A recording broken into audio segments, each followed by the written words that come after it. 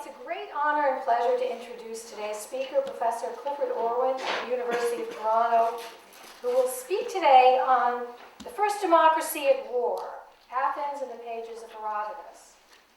Now, I should say that Professor Orwin and I have known each other for longer than either of us would care to admit. As fellow students of Alan Bloom and Harvey Mansfield, as fellow landed immigrants in Canada, as fellow observers of each other's growing children, not all together in the spirit of a meal.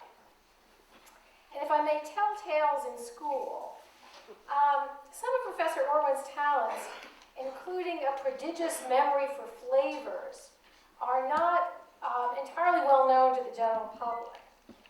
Some of you know, but perhaps not all of you, that a part-time job at the wine cask of Cambridge transformed Professor Orwin into an expert oinophile, I hope I'm pronouncing that right, able to tell year and vintage from a single sip at an age when he was barely able to do so legally. And I was myself a youthful beneficiary of his extraordinary palate, having received from him while I was in college by serial postcard an exhaustive catalog of the best ice cream shops in Europe, which I was very grateful. Clifford Orwin's reputation as scholar, teacher, and journalist, on the other hand, genuinely precede him. No one else I know so felicitously combines extraordinary wit with breadth and depth of learning, and above all on issues pertaining to humanity, both in its ancient richness and in its modern ambiguity. He has been extraordinarily prolific and insightful writer on topics ranging from Greek tragedy to modern democratic politics.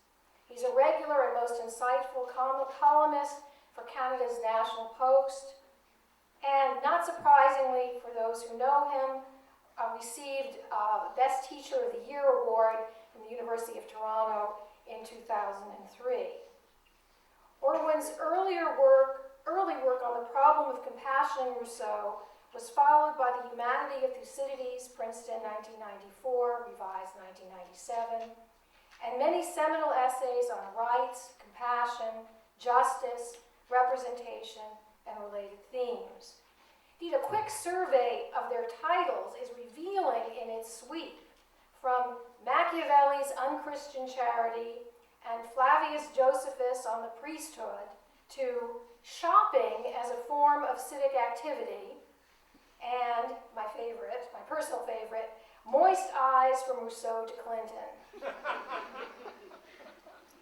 His many works in progress include two books, one on compassion and politics, the other on the political thought of Joseph Flavius.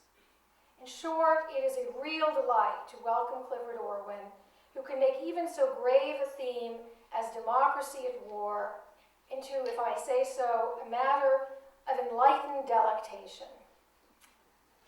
So, what do you think?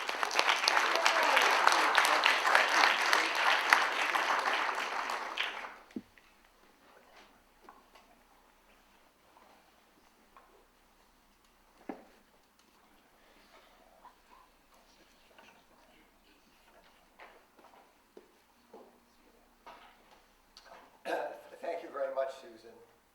I have to say, Susan's lovely and gracious introduction notwithstanding, it's always an ordeal to speak here at BC.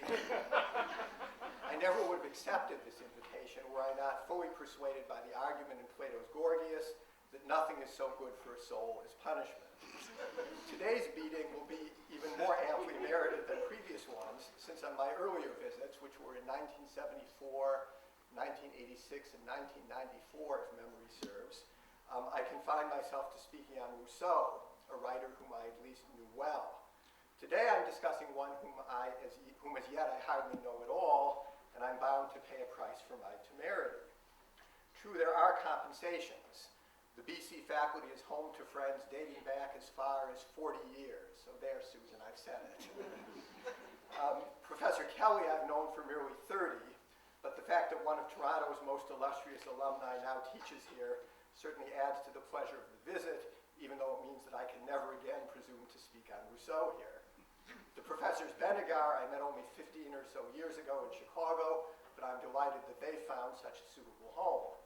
And I'm glad to note the recent Toronto alumni in the audience tonight, as well as that our program in Toronto harbors some outstanding recent graduates of BC. Certainly our undergraduates continue to think of BC as one of the very best places for them to pursue their studies, and we encourage them all to apply to them. I should say that I greatly miss Father Fortin, still very much alive and active on the occasion of my visit 10 years ago. Rousseau being off limits then, I agreed to speak on Herodotus. More precisely, as you've heard, my topic is the first democracy at war, Athens in the pages of Herodotus. Herodotus is one of the earliest authors to reflect on the relation of war to democracy. He records the wars that accompanied and followed the emergence of the first successful democracy, Athens. While several democracies figure in the pages of Herodotus, most prove fraudulent, and Athens is the only one that he presents as noteworthy. Today, democracies are numerous, and their success is the rule rather than the exception. That this is so is a feature of political modernity. Our democracies are modern democracies. No one in his right mind, or even the present speaker, who last year devoted his year-long graduate seminar to Tocqueville, would deny that modernity has transformed the practice of democracy. Does it even make sense to speak of democratic characteristics as such, which transcend the chasm between the democracies of antiquity and those of today? This is not a rhetorical question. Tocqueville answered it in the negative. And please feel free to remind me of it during the question period. Like any observers of political life, the ancient Hellenic writers encountered not democracy in the abstract, but a range of cities that enjoyed or endured some form of popular government. Still, they were fast off the mark in debating the characteristics of democracy as such. They were all the more inclined to do so because democracy had from the very beginning cut a vivid figure on the stage of their world. Athenian democracy was born in strife, both foreign and domestic, and no sooner was it established than it cut its teeth on almost incessant war with its neighbors. No long time afterward, it confronted two still more daunting tests, the first and second Persian invasions of Hellas, both of which explicitly targeted Athens. Athens incurred the wrath of Persia because she went looking for trouble, dispatching a naval expedition to plunder the territories of the great king. Quote, "These ships were the beginning of evils for both the Hellenes and the barbarians," unquote. While Herodotus offers other scenarios of the war between the Hellenes and the Persian Empire, this one suggests that the Hellenes brought it on themselves, or more precisely, that Athens brought it on herself and everyone else. But having set the stage for my argument, I now risk getting ahead of it, so I will take a few steps backward. Like his successor Thucydides, Herodotus has left us a work rich in speeches attributed to his characters, and it is through the medium of these speeches that he first brings democracy to our attention. We hear a case for popular government in Book 3, long before we see one coming into being in Book 5. All of this is carefully structured. Only in Book 5 and those following, which build to the climax of the encounter between Persia and Hellas, do the birds of Book 3 come home to roost. Only then does democracy come into its own in the struggle against Persian kingship and imperialism. The defeat of Persia, however, is not to be ascribed entirely to Athens. Sparta and other non-democratic cities also played a crucial role in it, and Sparta at least was able to do so precisely insofar as she was undemocratic.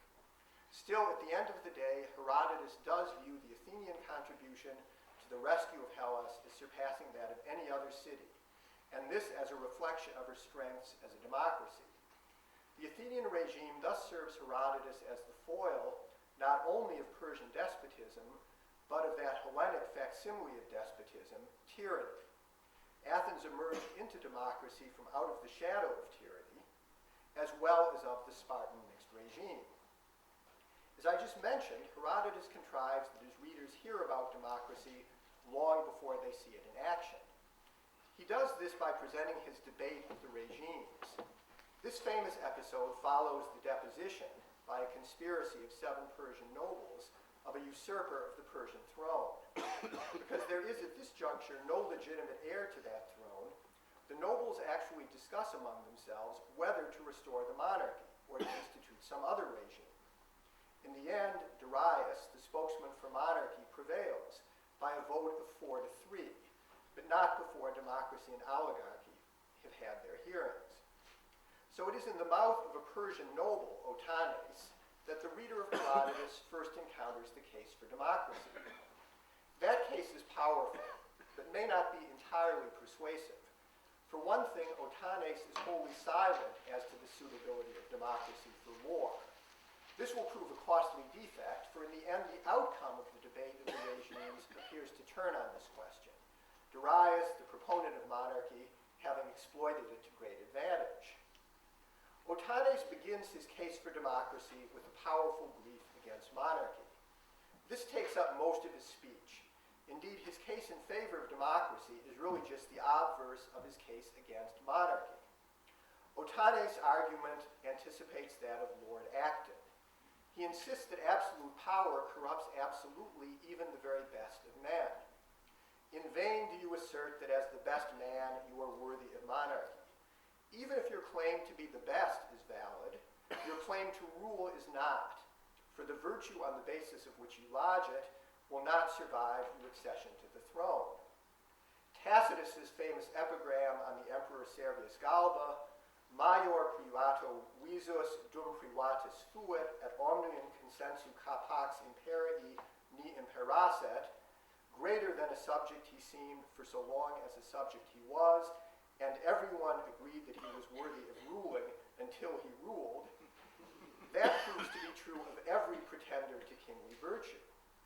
There is therefore no plausible argument for the rule of the one best. By the same token, there can be no distinction between a king and a tyrant. Every king is a tyrant at heart, whose passions will struggle to burst the dikes of whatever laws are supposed to contain them. Human nature is, as such, unworthy to bear monarchic power. The question is whether Otanes' praise of democracy is as conclusive as his condemnation of monarchy. Quote, "But when the multitude rules, it has first of all the fairest name of all, or finest or noblest or most honorable, kaliston, isonomia, or equality before the law."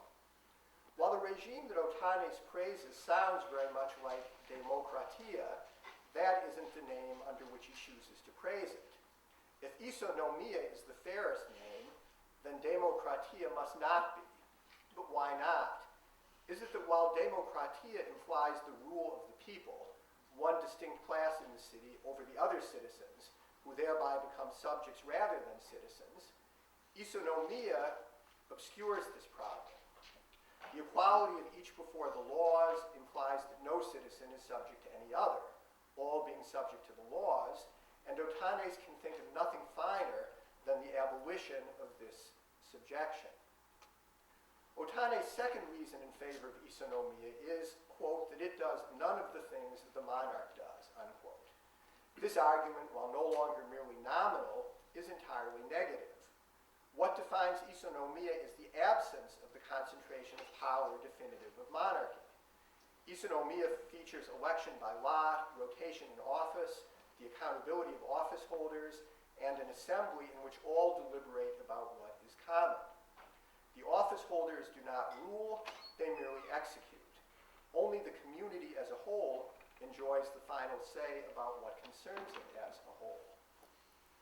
There is something hauntingly modern or liberal in the negativity of Otanes' approach. Politics emerges from his speech as a matter not of aspiring to the loftiest human heights, but of avoiding the toxic depths. Monarchy is the worst alternative because it fosters oppression. Best will be the regime that minimizes it. That regime is isonomia, conceived as the regime that is not a regime, in which all rule and therefore none do, because no one is ruled by anyone else. Now, this is precisely the goal of the modern political project, at least until the Nietzschean reaction against it. Most visible, doubtless, in Marx, but fully present already in Hobbes. The people rules itself, which is to say that nobody rules anybody. As we have noted, foreign affairs receives no mention in Otanes' problem he has set for himself is that of avoiding domestic oppression. Yet has he solved even this problem? He sketches the rule of law. Before the law, all are equal. This abstracts, however, from the question of the origin of the law. Isn't the rule of all by all, that is to say the self-government of all, really a mask for the rule of the minority by the majority, which as such is no less liable to abuse than any other kind of rule? Isn't isonomia really just a euphemism for demokratia? This difficulty would haunt the designers of all modern constitutions. It has not escaped Megabyzus, the speaker who follows Otanes. Megabyzus, advocates the rule not of law but of the few. While endorsing Otanes' sweeping condemnation of monarchy, he claims that it applies a fortiori to the rule of the multitude. At the core of Megabyzus' speech lies his concern with mind, nous. So he says, nothing is more witless or insolent than a useless throng. For men to flee the insolence of the tyrant only to fall upon that of the unrestrained people is no wise to be borne. When the tyrant acts, he does so knowingly, but the mob acts in ignorance. For how could it understand when it was neither taught, nor can it see for itself the noble and fitting, but falls upon the public business like a river in flood? As a rushing torrent of popular passion, democracy sounds anything but peace-loving. But a city subject to it would be hampered, not helped, in its capacity to wage war. And Megabyzus draws this conclusion, quote, let those who mean evil to the Persians be subject to the demos, unquote. With these few words, Megabyzus moves beyond Otanes by broadening the discussion of democracy to include the issue of foreign policy. Democracy looks worst where the stakes are highest, for there so too would be the price of mindlessness. Ironically, Megabyzus will get his wish. The foremost of Persia's enemies will prove to be a democracy. In the debate among the Persians, monarchy carries the day, primarily because its champion Darius argues forcefully that war requires strong rulers, a strong ruler.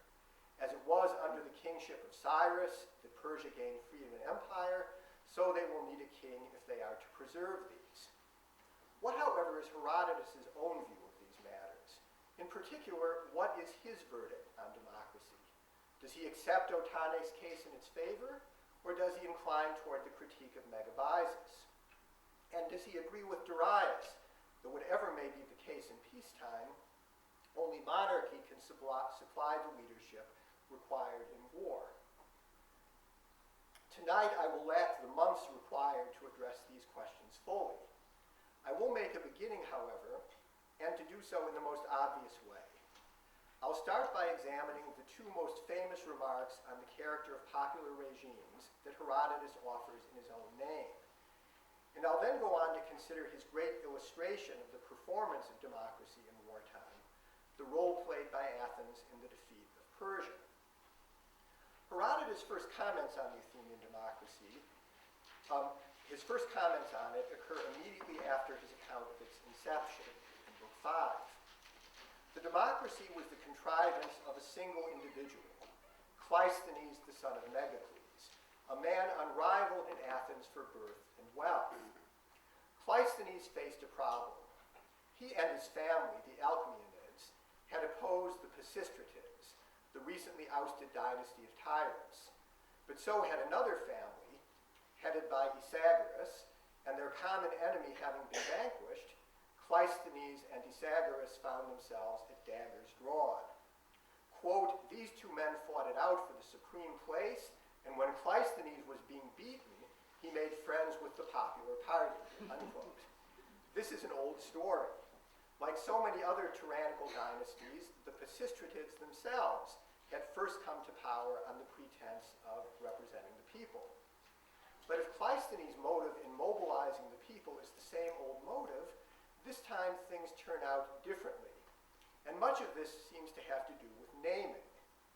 Cleisthenes takes the traditional 4 tribes at Athens, whose names were the traditional ones shared with all the other Ionian cities, and replaces them with 10, the names of which are aggressively local.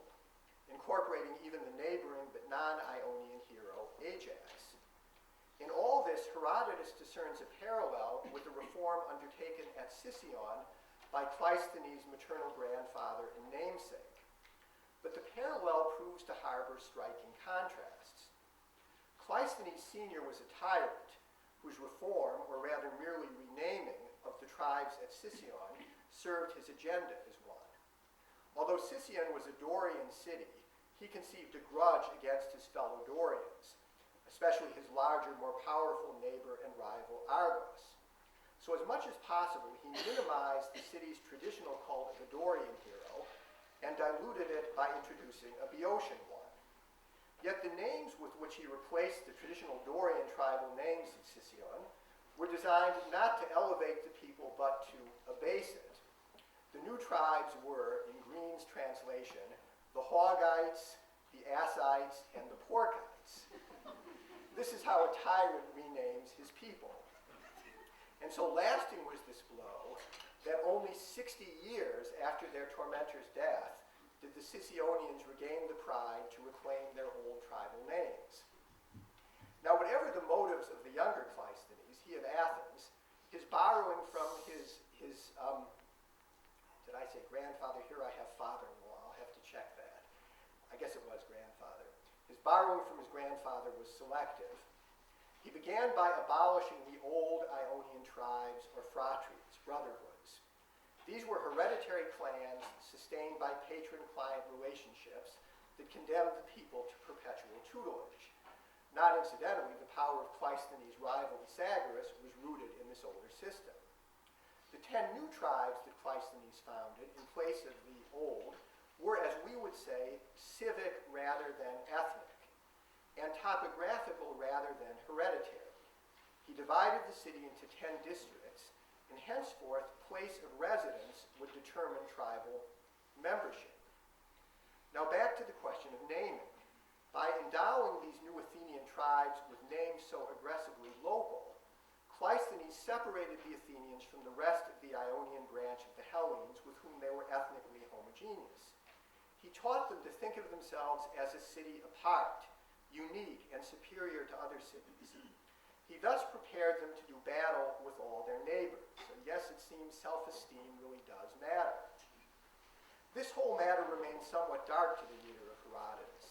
Whatever and however self-serving Cleisthenes' intentions, genuine democracy resulted from his reforms. And once these have been described, his name simply drops out of the narrative. It's always just the Athenians did this, the Athenians did that.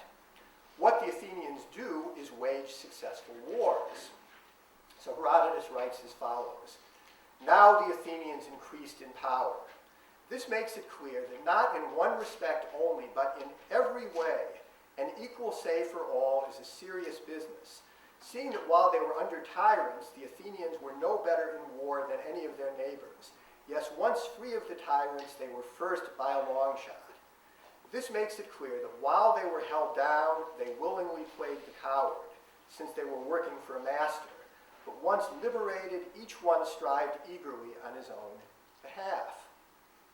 Now this passage resembles Otanes' speech in avoiding the word demokratia.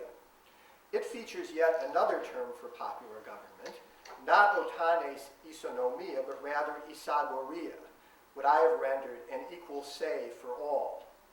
Isagoria calls attention to a different feature of popular rule than either demokratia or isonomia, namely that each citizen participates equally in deliberation. It captures the significance of the transition to popular rule not from the perspective of the demos as a whole, but from that of each of the citizens. Earlier we had occasion to comment on the modernity or liberalism of Otanes' praise of democracy. By that we meant its negative orientation.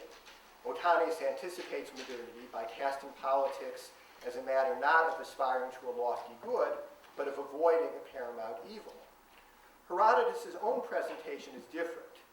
Rather than restate the case for popular rule offered by Otanes, he offers an implicit retort to the critique of that case presented by Megabyzus. His brief for the ascendancy of the people is not primarily a negative one.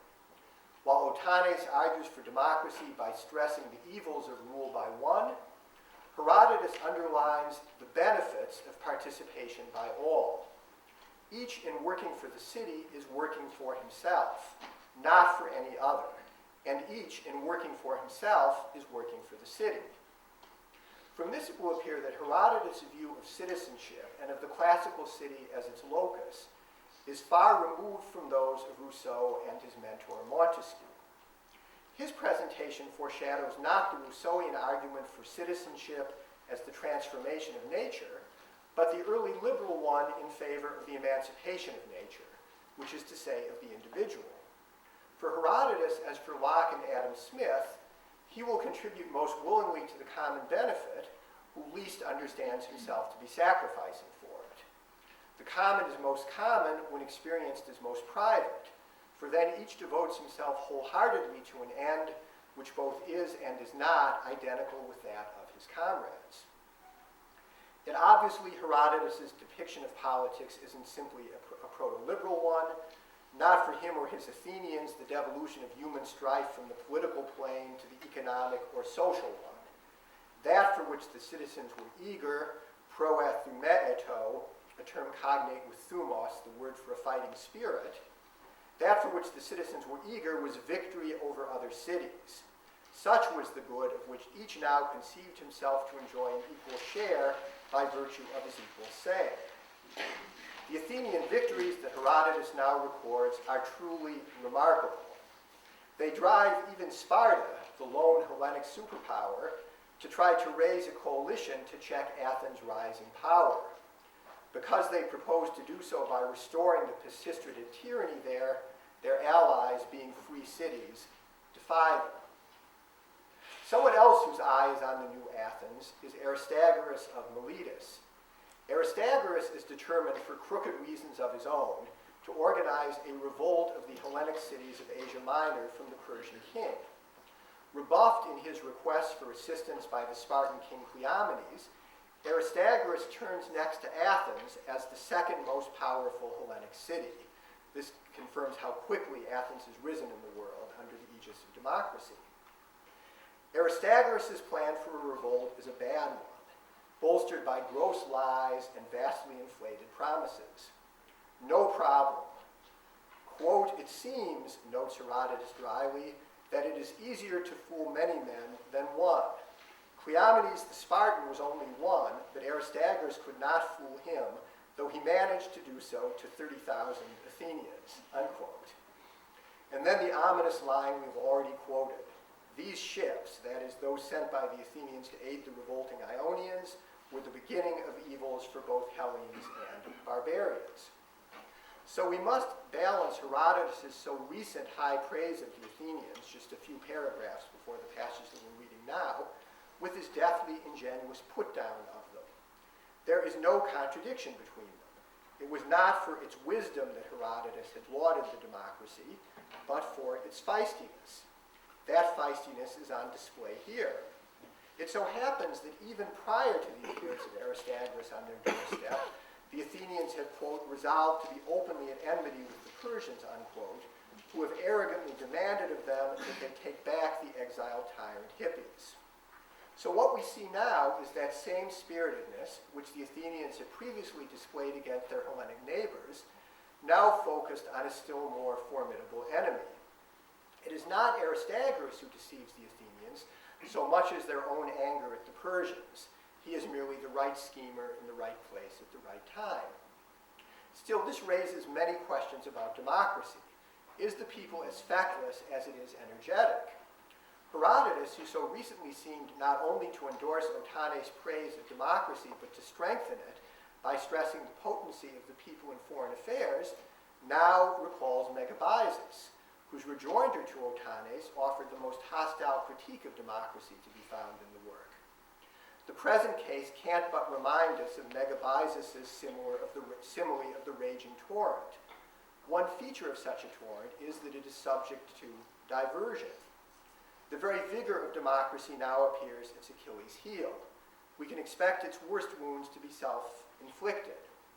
While Otanes had presented a vision of democracy in which leadership nowhere figured, we can now see that Megabyzus was right in pointing to leadership as the crucial problem. While Otanes had implicitly rejected strong leadership as tending toward the oppression of the people, Megabyzus deplores its absence from democracy.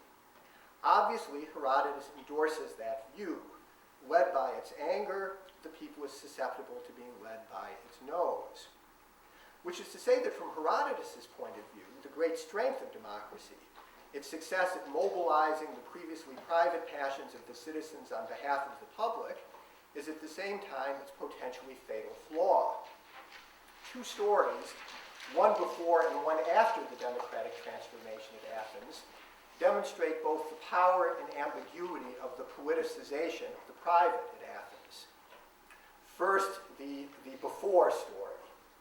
On an unspecified earlier occasion, the Athenians had suffered a grave setback. An expedition that they had sent against their neighbors and longtime foes, the Aeginetans, had been completely annihilated. Only one man returned to tell the tale. Unfortunately for him, the women of the city were not having any of his tale. We may think of women as more private and therefore less warlike than men. My 85-year-old left liberal cousin Florence in Los Angeles has belonged for 40 years to a group called Another Mother for Peace. But the Athenian women show just how ferocious this dedication to the private can be. Swarming the survivor in the midst of the public assembly, each asked him what had become of her husband. And so asking, each stabbed him in her turn with the bronze pin of the brooch that fastened her garments. And so he died. The Athenians found this violent outburst of private spiritedness even more upsetting than the disaster that had provoked it, and passed a law forbidding their women from ever again wearing costumes fastened by brooches. Now here is the corresponding anecdote from the democratic epoch of Athens. Late in the Persian Wars, after the Persian defeats at Artemisium and Salamis, and the king's flight back to Persia, his viceroy Mardonius attempts to detach the Athenians from the Hellenic Confederacy. At this stage, the Athenians have abandoned their city a second time, having regained it once but finding themselves unable to hold it for want of support from the other Hellenes, so the entire city is camping out wretchedly at Salamis. Mardonius, seeing that even at this late hour, Hellas would be his for the taking, if only Athens would step out of his way, makes her an offer too good to refuse. An Athenian official named Lycidas moves before his fellow members of the council that this proposal be put before the people. But when the people hears of his motion, they surround him and stone him to death on the spot. Poor Lycidas, he was guilty of the unpardonable sin for a democratic politician, out of touch with his constituents. But the story doesn't end there. Quote, when the Athenian women heard what was happening, one woman summoned another and took her along, and they went at their own prompting to the house of Lycidas, where they stoned to death his wife and children. Obviously, the Athenian women have adjusted to the loss of their brooch pins. If the husbands were shocked by the brutal violence of their wives on this later occasion, Herodotus does not tell us so. Perhaps in the fury of their own public spiritedness, they approve of that of their wives, who after all had committed their deed in emulation of the husband's action in stoning Lycidas. But why does Herodotus include two such gruesome tales, so similar and yet so different? So that we will compare them. In pre-democratic Athens, even the most extreme behavior of the city's women remains normal in a certain sense. They show themselves wholly domestic beings. Each treats the general calamity as one to herself only. Their private grief bursts all public bounds. In the affair of Lycidas, on the other hand, the rage of the women, mimicking that of their husbands, erupts on behalf of the public. And that means not in favor of peace, after the manner of their grandmothers and my cousin Florence, but against peace. Far from being the lone survivor of a war that had cost so many wives their husbands, Lycidas proposes avoiding further war. The women have no personal stake in their animus against him. They are more terrible than Madame Defarge, for no memory of private injustice suffered extenuates their vengefulness. It is entirely civic or disinterested. If they remain somehow feminine, it is in their vigilant attention to the private sphere. Their men would not have thought to stone Lycidas's widow and children. This is to say, however, that the men would have respected the boundary between public and private, while the women quite obliterated it. There could be no more extreme example of the democratic politicization of the private. Yet the obduracy of the Athenian people, in tandem with the prudence of Themistocles, made the largest contribution of any city to the salvation of Hellas. So no, it's not Herodotus' fear that democracies won't prove tough enough. It is rather that their exuberance tends toward irrationality. As we have seen, the success of Aristagoras at Athens prompts Herodotus' remark that the people is easy to deceive. This, it seems to me, is a somewhat prejudicial way of stating that the people is easy to persuade or that the people is in need of leadership. To be the one who gets to persuade it, however, will not be easy. There's bound to be competition for that honor.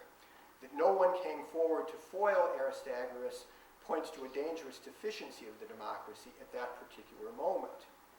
The course of the subsequent decades of confrontation with Persia confirmed that democracy works best, particularly at times of crisis, when the people confides itself to the judgment of one man whom it trusts. Miltiades during the invasion of 490, culminating in the Battle of Marathon, and Themistocles during the far vaster one of 480, show themselves capable of both fortifying the spiritedness of the Athenians and, where necessary, repressing it. They provide the mind or nous that Megabyzus has declared absent from democracy. This is not to say that the leadership of the two men proves flawless. In a certain sense, they aggravate on a higher level the crucial defect of the democratic city, its tendency toward overreaching.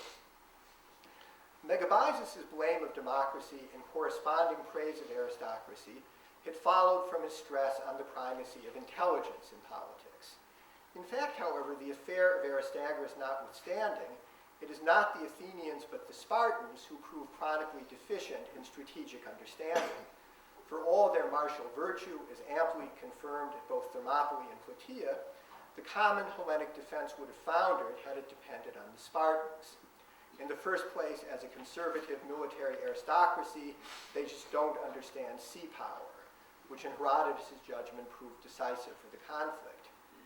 Nor is their unflinching devotion to the preservation of Sparta compatible with a generous and daring embrace of the welfare of the Hellenes as a whole. Among the Athenians, on the other hand, the people respond to the appeal of a common Hellenic identity, while the leaders clearly recognize, as the Spartans never quite do, that unless all the cities hang together against the Persians, they are certain to hang separately.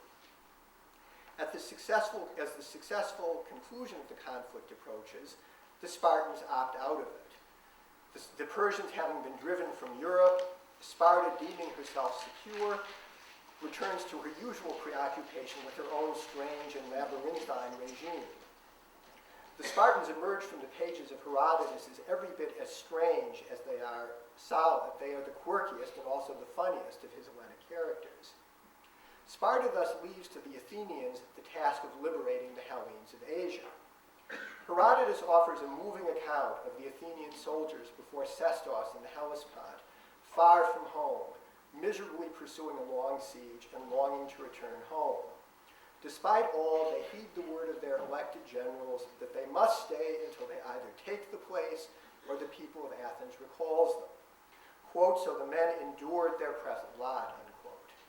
That the Athenians display persistence greater than that of any other Hellenic city in prosecuting this campaign against despotism will not surprise those readers who recall Herodotus' praise of Isagoria. The Athenians succeed in their siege, and they punish the local satrap Artaeuktes, whose chicanery has offended the Hellenes of the vicinity. Thus ends Herodotus' narrative of the great struggle between the Hellenes and the Persians. It closes, however, not, as one might suppose, on a triumphant note, but on a subdued or even a sour one. For the Athenians' punishment of Artaeuktes seems gratuitously cruel and excessive, too much of a good thing, if that thing is a program of liberation. And the Athenian commander who orders it is Xanthippus, whom Herodotus has earlier introduced to us as the father of a far more famous son, There we learned that Xanthippus' pregnant wife Agariste dreamed that she would bring forth a lion, and in fact brought forth Pericles. The lion is the personification of spiritedness, and Xanthippus' parentage of Pericles reminds us that from the zeal of the Athenians to emancipate others, as Cleisthenes had emancipated them, would arise a mighty Athenian empire. It's no accident, then, that the final chapter of the work recounts a Persian anecdote from the time of Cyrus that is meant to serve the Hellenic reader as a caution against imperialism. Unlike the Spartans, the Athenians will fight for their own in a more extended sense than simply the physical preservation of their city. Unlike the Spartans, they embrace the common cause of the Hellenes. Yet, since every city remains at the center of its own purview, however extended, the Athenians' devotion to the good of Hellas is not altogether separable from their ambition to be primus inter pares, or even to reduce the other cities to something less than equality. This, of course, is just what we would expect on the basis of Herodotus' remarks at 578, that is, the remarks on the extraordinary power of Isagoria. The introduction of Isagoria, or parity, among Athenians does not support but subverts whatever parity may have existed between Athens and other cities. None of which is to say that Herodotus regards only democratic cities as feisty and expansionist, or even that he regards them as more expansionist than others. All Hellenic cities known to him engaged, according to their respective capacities, in endless armed jostling for territory, prestige, and wealth. The difference was only that democracy, as the most equitable form of society, succeeded thereby in harnessing the full power of its citizens. Unremitting commitment to the good of one's own city, unremitting commitment to the ruin of other cities. Ultimately, Herodotus cannot see how to untie the Gordian knot that binds the two.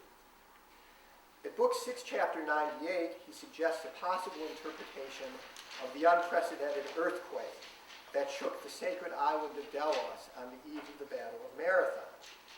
It might have augured the 3 generations of unprecedented misfortunes about to engulf the Hellenes, quote, more than befell the Hellenes in the 20 generations before Darius. Quote, some of these came about through the Persians, and some by the actions of the chief people of Hellas warring against each other, unquote. Herodotus knows of 2 kinds of calamity: the presence of a foe so powerful and destructive as to unite the chief cities of Hellas against him, and the absence of such a foe. We don't know the date of the completion of Herodotus' work, but if we count 3 generations beginning from the earthquake on Delos, that would bring us several years into the Peloponnesian War. Let me finish by listing some of the defects of this presentation. You can't discuss the place of Athenian democracy in Herodotus without discussing that of the Spartan mixed regime. You can't grasp the significance of the Hellenic or of the political, which in its full sense is unique to the Hellenes among the peoples whom Herodotus treats, unless you treat of Sparta.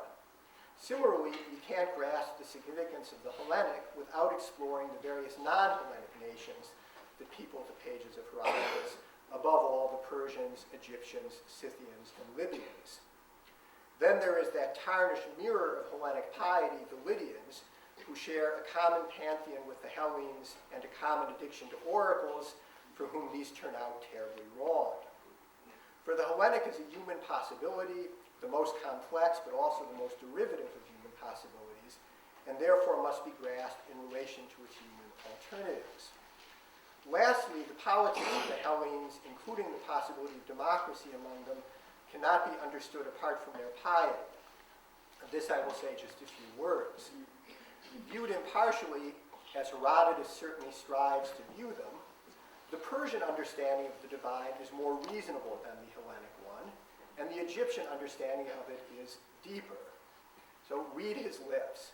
That leaves the Hellenic theology mired alike in irrationality and superficiality. True, Herodotus generally stops short of explicit skepticism about the Olympian gods. At 249 and following, however, he makes the amazing claim that these gods were conscious fabrications, a deliberate poetic reworking of the unknowable Egyptian ones. This one statement about the origins of Hellenic piety subverts all his seeming acquiescence in it, including his numerous efforts of what we might call an enlightened reinterpretation of it. It also accounts for that seeming acquiescence. While Herodotus does not regard the Hellenic gods as plausible, they are much too poetic to be plausible, he does regard them as uniquely salutary for politics. The gods of the Hellenes are poetic images of human beings, but this means that men themselves become images of these images. Such Herodotus seems to think was precisely the intention of Homer, Hesiod, and the shadowy Melampus, the three great poet legislators who brought gods to a still formless and savage people. These gods are so profoundly helpful precisely in the respect in which they are so profoundly implausible. It's not just that they're anthropomorphic, many other gods have been that, and many other gods in the pages of Herodotus are that, but that they actually share the same nature as human beings. Higher than man without being otherwise different from him, supportive of man without undertaking to do everything for him, they live with human beings in a kind of symbiotic relationship. At a crucial moment of the work, when the Persians are making one of their attempts to peel off the Athenians from the Pan-Hellenic alliance, the Athenians offer in reply two contrasting statements about the gods. To the Persians, they say that they will continue to resist, counting on the support of the gods of Attica, whose shrines the Persians had destroyed. But to the anxious Spartan envoy standing by, they speak as follows, quote, "There are many great things that stand in the way of our defecting to the Persians, even if we wanted to. There are first and greatest the shrines of the gods and their images, burned and destroyed. It lies upon us of necessity to avenge these to the uttermost, rather than make terms with him who did these things." While in their reply to the Persians, the Athenians have stressed their confidence in the assistance of the gods, in their address to the Spartans, they stress their obligation to assist them. These would not be the gods they are if the Athenians could not count on them for help, and the Athenians would not be the men they are if their gods did not count on them for help. The Persian gods are cosmic and in that sense universal gods, in whose particular power and providential care the Persians are too rational to be confident. The Egyptian gods are dei absconditi, who in their strange combination of obscurity and overbearingness reduce their worshippers to abject servility. Only the Hellenic gods strike a mean between too much absence and too much presence. Whereas the Persians commonly lack moderation, the Egyptians are defective in courage, only the Hellenes seem blessed with gods that encourage the combination of the two. Highly relevant here, of course, is the local character of Hellenic piety. In their reply to the Spartans on the occasion we've just been discussing, the Athenians proceed to speak of our common Hellenicity. We are one in blood and one in language. Those shrines of the gods belong to us all in common, and the sacrifices in common. The Hellenic gods do indeed contribute to the unity of the Pan-Hellenic effort. They are not gods of all the world, but they are gods of all the Hellenes. In the absence of a common barbarian enemy, however, these same gods tend against unity, for Athena is worshipped at Athens, was primarily the goddess of Athens, etc., etc. Much more could be said about Herodotus' political defense of Hellenic piety. I will make just one further point. Few gods have ever been more accessible than the Hellenic ones. If you wanted their advice, all you had to do was to stop by an oracle and ask. Yet neither of any deities ever communicated less clearly. Because the gods expressed themselves explicitly only through oracles notorious for their cryptic character, the task of interpretation inevitably eclipsed the utterance itself. This task was subject to political deliberation, open to whichever of the citizens could make the most plausible case for his reading. By their very obscurity, the Hellenic gods lent themselves to statesmanship. Of this we can find no better example than the episode that Herodotus himself underscores as crucial for the eventual Hellenic victory. This is the original decision of the Athenians as to how and even whether to meet the onslaught of Xerxes and his vast host. To make matters worse even at this juncture, the city finds itself beleaguered by Delphic oracles of the most ominous sort, which seem to betoken the utter destruction of Athens. The citizenry oscillates between foolhardiness and despair. Themistocles must therefore cast the entirety of his brilliant strategy for victory as an interpretation of the oracles. That he is equal to this task greatly enhances the people's confidence in that strategy. Not only Themistocles, but the gods themselves now seem to have testified in favor of his daring plan. Now, I did not come to the city of the Mather family or the college of the Jesuit fathers to make a case for Hellenic paganism. Since my theme is democracy and war, however, I would be remiss not to note that Herodotus sees not only the steadfastness of democracy, but its very possibility as resting on notions of the divine peculiar to the Hellenes. These notions, at once theistic and humanistic, are, as I've tried to suggest, unconvincing to reason, but inspiring for politics. Herodotus thus raises the question of the relation of modern democracy to some explicit or implicit view of the divine. Thank you.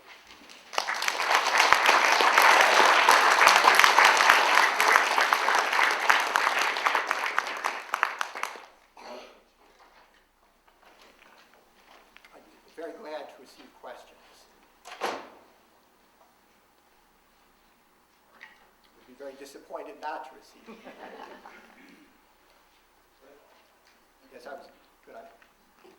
I was going to say that if no one raised his hand, I might actually do what I do in class and actually compel those who don't raise their hand. Relief that someone did. I wanted to ask you to develop your concluding point a little farther, because I'm thinking of, for instance, Adeimantus's indictment of the Greek gods as portrayed by the poets in Plato's Republic as fundamentally supporters of immorality. The Greek gods can be directly bribed, it seems, so that they're not very effective supporters of justice if you just get the wherewithal to persuade them to support you.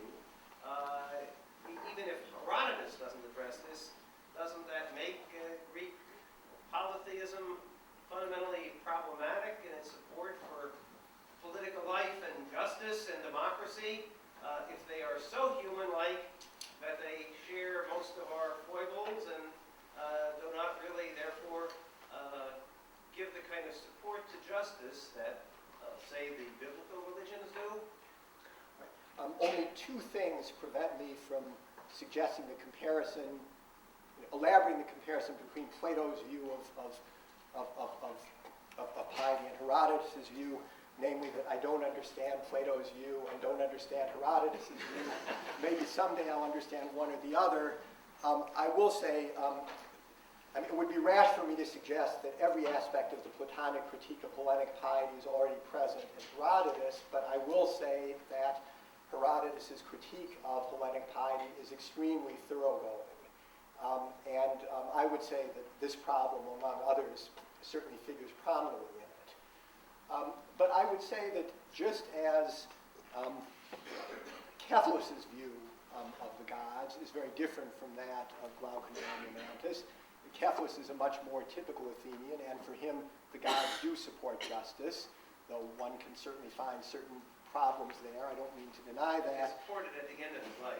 Yeah, so Herodotus, I think, would distinguish between the thoughtful man's critique of Hellenic piety and the effect of the Hellenic gods on the majority of the Hellenes, which he does regard as salutary, though not simply so. Again, if I were devoting more time to this theme, I would run through a number of very conspicuous disadvantages that he sees in Hellenic piety, and I did actually allude to a couple of them.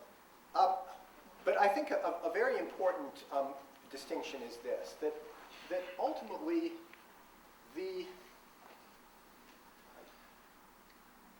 my view of the Hellenic gods, I would say, was affected somewhat by an aspect of Seth Benedetti's treatment of the gods, and specifically in the case of Herodotus. And that Benedetti wants to oppose the notion that the gods simply set bad examples for the Hellenes, right? They set a mixture of good and bad examples, and the good examples were there to be to be appealed to. They certainly set an example of manliness. They lent at least qualified support to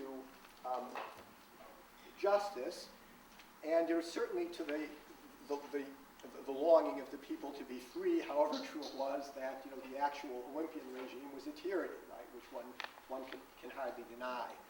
So I don't deny that there's a great deal that one could say against not only the plausibility of the Hellenic gods, but even their utility. Even so, on balance, certainly Herodotus' view is that they did play a crucial role in the successful defense of Hellas, and that they really were much better gods for political purposes than the Egyptian or Persian ones. Obviously, one can feel the full force of that only if one has gone through the Egyptian and Persian logoi and recognized the grave political deficiencies of their gods. Now, I mean, in a certain way, one could say that their gods are of more immediate interest to us than the Hellenic gods.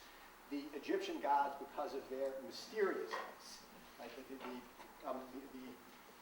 mysteriousness of the Egyptian gods is obvious, whereas that of the Hellenic gods appears only on closer consideration. And in the case of the Persian gods, because of the rationalism of the Persians and the fact that their gods are sort of crypto-monotheistic. I mean, I realize it must sound confusing to refer to a plurality of gods as crypto-monotheistic, but somehow Persian piety does seem to be crypto-monotheistic, as Herodotus understands it.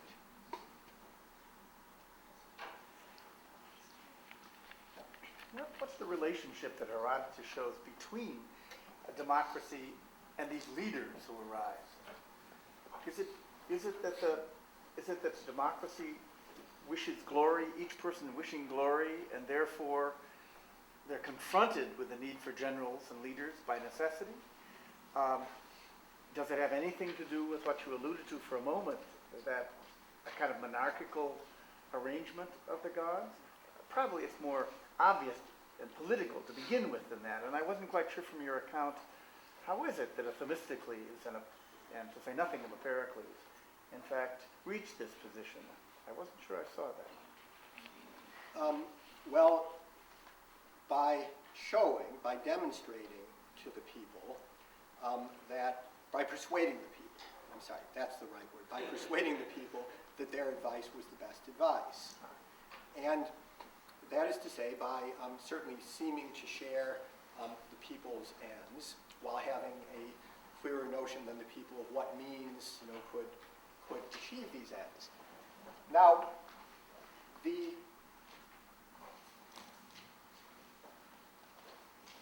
having said that, I will say that there seems to be a kind of proto-Alcibiadean tension between the Herodotean popular leaders and the Athenian people, in as much as the Herodotean leaders tend to be even more spirited and ambitious than the people, and also to grasp much more clearly that one aspect of that spiritedness or ambition is the suspension of those limits, above all those limits of justice, which prevail within domestic politics.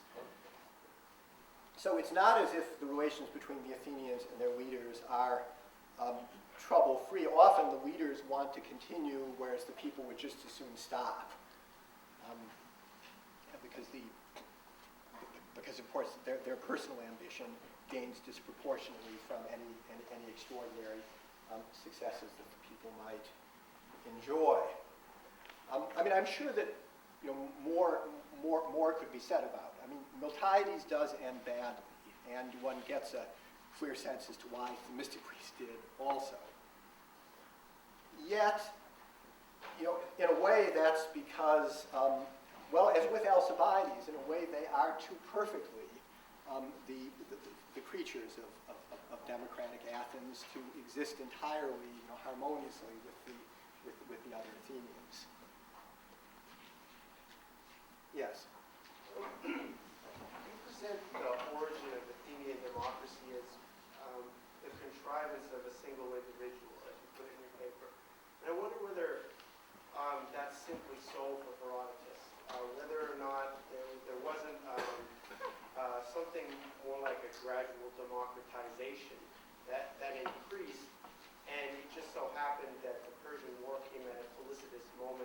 in which the forces in favor of democracy and resisting it were in a kind of balance. And in particular, I want to ask you, what's Solon's role in the democratization or in his legislation for Athens that made the later emergence of full-blown democracy possible? As most classicists see it, if you're going to assign a single date to the origin of Athenian democracy, it would be the Cleisthenic reforms.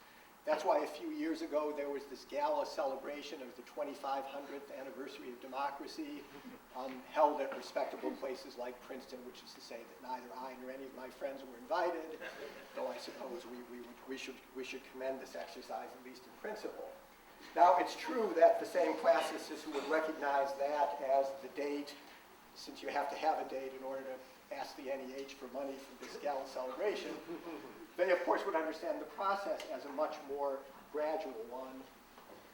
Though actually, I would say that they would tend to take a different view than you suggested. Not that it began much earlier, but that if anything, Hellenic tradition exaggerated the democratic character of the Cleisthenic reform, and the democracy didn't really start going in Athens until a generation later. But no, it seems to me that as Herodotus presents it, Solon does not make a significant contribution to laying the groundwork of Athenian democracy, that ultimately Solon's legislation is a failure, right? That Athenian politics is dominated by the Pisistratids and the various groups with whom they're vying for influence for a couple of generations prior to Cleisthenes. And no, it's amazing that just as he does present the Hellenic gods, as the creation, deliberate creation, the fabrication of three poets, so he really does present Athenian democracy as the work of Cleisthenes. And what's more from his point of view, I mean, he treats Athenian democracy as if it's full-blown, right? From the moment Cleisthenes makes his reform, right? It's just astonishing. Cleisthenes has these schemes. He introduces these reforms in furtherance of his themes, after which we never hear his name again. I guess you'd have to say from his point of view, these reforms must have been a failure, but from the point of view of the Athenian people, they turned out to be an extraordinary success. And you might say that the reason that Herodotus thinks that the date of the Cleisthenic reforms is the crucial date is because that is the date at which the Athenians begin to achieve these amazing victories against their neighbors. And they really are amazing. So that as he sees it, something extraordinary happened, and that something that extraordinary happened was the crucial thing for understanding Athens for all of the generations to follow.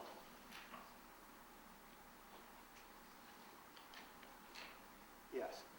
You have the disclaimer at the beginning of the paper that we now live in a modern democracy opposed to ancient democracy. But I'm wondering if you see any application of the lessons from the Athenian democracies for today. Is there any point of contact whatsoever, or should we just treat this as something ancient and interesting? Right. This is Zvi Halpern, one of the former Toronto students in the audience whom I mentioned earlier, who asked this question out of false naivete, having actually participated in. You were or weren't at the graduate seminar on Herodotus? That was 1 year before your time. Okay. Well, all right. I'm glad that you raised that question, as I requested at the very beginning that people raise it. I guess that I think that modern democracy, where it has succeeded, and if it's going to continue to succeed, would actually have to be less liberal and more feisty, right, along the lines that Herodotus suggests,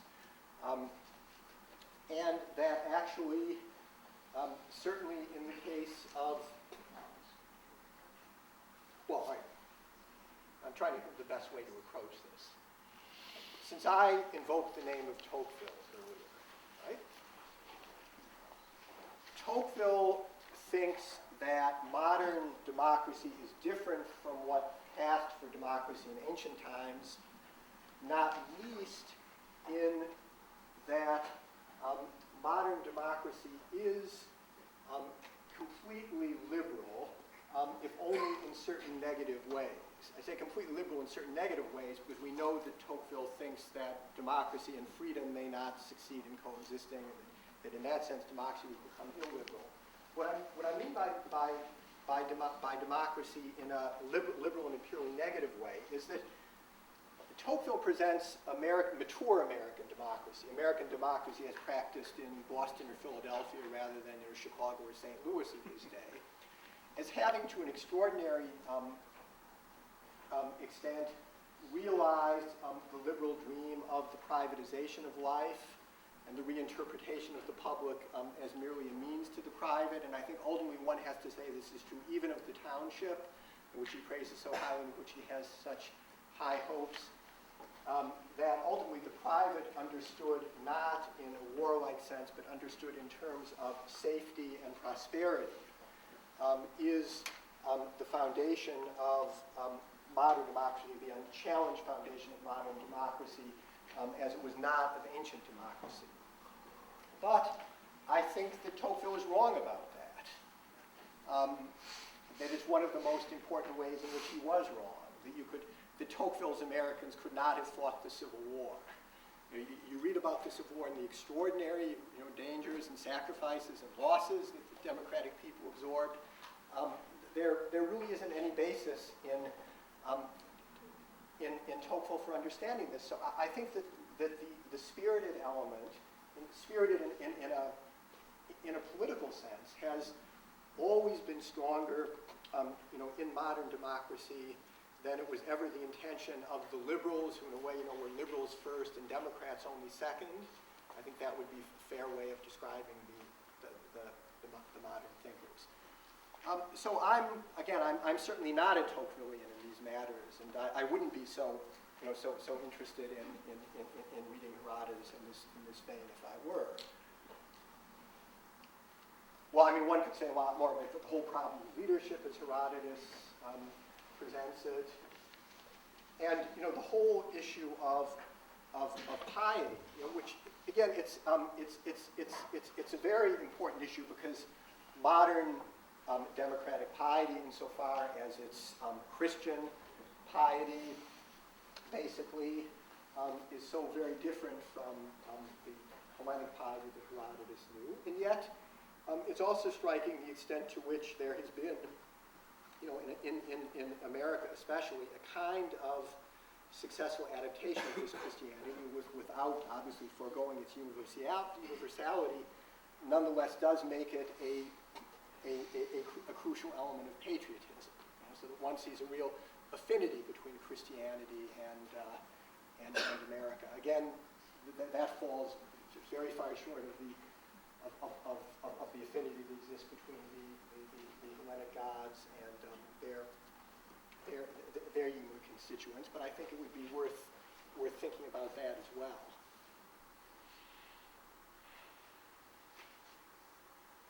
At the beginning of your paper, you suggest there's a chasm so great between ancient democracies and modern democracies that it wouldn't make sense to speak about two sharing the same democratic characteristics.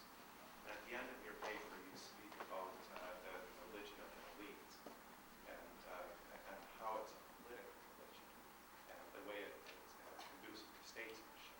And I'm wondering if you're suggesting that the difference between the ancient democracy and the modern democracy is this kind of religion and how each stands its words, understands its relationship to God. Is that? I think that is a certain question, and I probably should have expressed myself more precisely. Since I invoked the Civil War, right, as the great case, with the great American case of democratic persistency in war, certainly one, of course, would have to understand the differences between the American Civil War and the kind of wars in which Herodotus' Athenians engage. But it's very striking that what accompanied that war, which I think was a necessary condition of the Union forces waging it with the persistency that they did, there was the rhetoric of Abraham Lincoln, right, who more than any American thinker before or since, came up with a distinctive understanding of a Christian America, kind of a kind of peculiarly American version of Christianity, and understanding America as a peculiarly Christian place, but which, like other places, had to defend itself and draw inspiration in defending itself from these sources. When you say that, all right, I haven't presented this argument in a sufficiently systematic way. I think, in a way, the question between Herodotus and Tocqueville, between Herodotus, who obviously thinks that one can talk about democracy or isagoria as such, and that his work, therefore, could be a guide, to all future generations in understanding what the characteristics of this way of life are. The difference between him and Tocqueville, or Tocqueville's reason for rejecting this argument, is that Tocqueville wants us to think that apart from all institutional differences, right, the institutional differences are obviously vast. Apart from all institutional differences, the fundamental character of modern democratic peoples is different from the character of ancient democratic peoples. That's where I think Tocqueville is excessively historicist and makes the case more strongly than the facts will bear. And I think that the sequel proves this because, in fact, the American people, when pressed, has responded in the way that one would expect on the basis of Herodotus rather than one would expect on the basis of Tocqueville. I just wanted to follow up on the question raised by Professor Faulkner with respect to the vote that follows the debate in Book 3. And on first reading, it seems somewhat odd that they're exercising a democratic principle and they come up with monarchy. But after reading your paper, I wonder if one's not forced to wonder if this isn't just another case of isagoria subverting parity, as it did for the Athenians among the Hellenes, or is there a more complicated relationship between monarchy and isagoria that Herodotus' telling indicates here? Well, this is isagoria among a very specific group, right? This group of Persian notables. And the difficulty, I think, is that all of these Persian notables are ambitious, with the possible exception of Otanes, and they disagree as to how those ambitions can best be furthered. And they're ambitious, except perhaps for Otanes, they're ambitious as individuals, or at least several of them are. I think that one could say a lot of things here also having to do with the history of Persia and the specific circumstances in which these men meet. I don't think, or I'm quite sure that Herodotus did not regard democracy as possible for the Persians. You see, it's very striking. He's very emphatic that the debate took place. He knows that most Hellenes wouldn't even think that it's possible for Persians to have discussed democracy or for a Persian grandee to praise democracy. He's very emphatic that this debate, which occurred 200, I don't know how many hundreds of years before him, only 100, I guess, actually took place. But I don't think that one could conclude from that he thinks that democracy was in fact a practical option among the Persians, or that if the Persians had voted for democracy, that democracy would have succeeded. I think everything tends against that. Persian piety, crucially, but also other considerations. I want to stress a real difference between the Herodotean understanding and the modern one. For Herodotus, democracy is a natural human possibility, in as much as Hellenicity or Greekness is a natural human possibility. But it's only a natural human possibility in as much as Hellenicity is, right? It's one aspect of Hellenicity, the Spartan mixed regime being another. And in that sense, while it's a natural possibility, it's not founded as directly in nature, right? As the modern liberal Democrats understand nature as being founded, and therefore is not as liable to optimistic hopes of extension as modern democracies.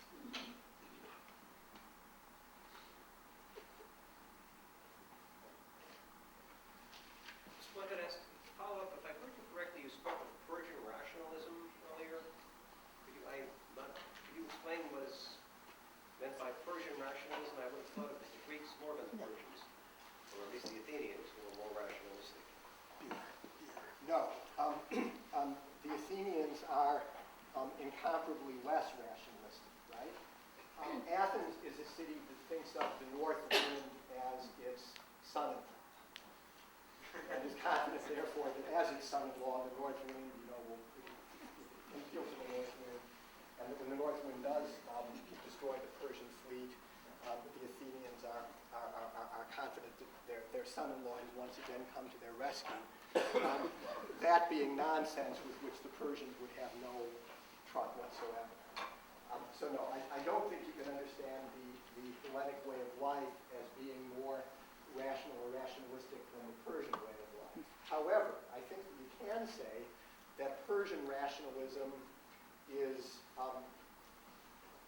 highly defective, and that Persians are much less capable of rising to a genuinely rational understanding of the world than the Hellenes, a few exceptional men among the Hellenes who emerged from an understanding of the world that is in fact so far from rational or rationalistic. That's one of the paradoxes in Herodotus that one has to ultimately understand. Okay, I'm reading backwards. I'm thinking of Pericles, but also of Themistocles as remarkably rationalistic. And I take it your point is that they are so atypical of the Athenians, let alone the Greeks, that it would be fairer to say that the Greeks as a whole are less rationalistic than the Persians as a whole, even though Themistocles and Pericles seem to go about as far as they go in the direction of rationalism.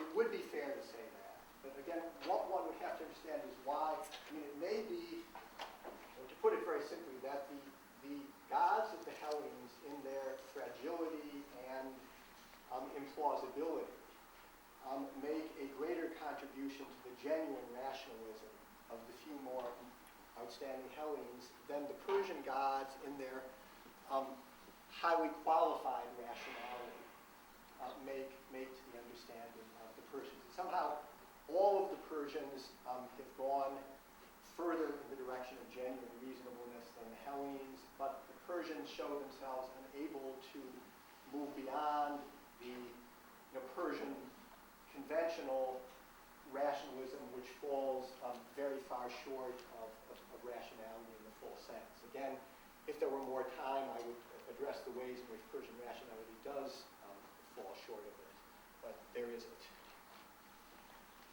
One might say that the Persians appear less rational as the work proceeds. Right? There's a kind of debunking of Persian rationality as the work proceeds. One begins to think that, one begins to see that, especially in times of great crisis, Persian rationality seems to, in a way, imply a kind of irrationality distinctly so. One more question? Sorry. Was there one more, or is that it? There is one more. Oh, okay. Yeah. I'm hoping we'll be coherent then. If you think that Tocqueville got it wrong, and that, does that leave two options that, say, the Lockean Revolution just went part way, and the concern with comfortable self-preservation didn't really completely take grip in the U.S., that there was some residue of an older religious tradition left over? Or on the other hand, could you say possibly that it took hold in a new way, that it elevated comfortable self-preservation to a principle, opened up an existential abyss underneath it, and raised it to something that could be potent in a way that's not explicit in something like law? Well, that was a bad last question. I guess I would say very briefly that, yes, just on the outset, that if you were to set out to understand America as a political phenomenon on the basis of comfortable self-preservation, I really don't think we'd get very far. I think we would just be amazed at how much comfortable self-preservation doesn't explain about America. What has to be brought, it may explain most of what's to be explained about Switzerland, by the way. But it just doesn't explain most of it have to be explained about America. So if you then raise the question of what has to be brought in to explain it, yes, certainly the older religious traditions and the fact that those religious traditions have been liberalized to the extent required for Americans to live together in peace, which certainly is a necessary aspect of liberalism, but not perhaps liberalized so far as to simply domesticate Americans entirely. But also, I think you would have to consider that democracy is, after all, a political regime. That the notion of fundamental human equality, equal dignity, equal pride, equal rights, the populism which is inherent in democracy ultimately, is the expression of, and it seems to me, very much supports or encourages a certain kind of feistiness, even a certain kind of wildness, which has always been very much a part of American life. Of course, what's crucial to grasp, however, and in this respect one can say that liberalism was quite successful, is that whereas the Athenians can ultimately think of no way of expressing their newfound energy on their own behalf than to move on from liberating other peoples to subjecting them, right? Modern liberalism has been much more successful in teaching democracy to be satisfied with a successful defense of its own interests, which is not necessarily go on then to engulf the world. I'm going to take the liberty of asking a supplemental question. I'm ashamed to say. Isn't there something in liberalism that at once exaggerates and regulates this impulse that you've brought out so wonderfully in the Herodotian account? That is that suddenly great numbers of people can find their satisfaction, their glory, even in fact, in political action. You said, and that leads in a way to conquest in the old way. But in our solution, each person can continue to advance himself in a somewhat private way, but is advancing himself and can take satisfaction in that. At the same time, immense power is built up, not least by the addition of technology to this, so that there are immense new satisfactions which make people more content, but there's a regulation of the economy, of this economy which was only proto-developed in Tocqueville's time, but is now so powerful. But doesn't that also give leaders very great power to discipline followers, to discipline people, and in a way to shine on a domestic stage, but also to look, as they say, for wider markets and more? Sure. Generally speaking, Herodotean leaders can only manipulate people in the old-fashioned way of persuasion. And of course, there could be a certain amount of conspiracy behind the scenes.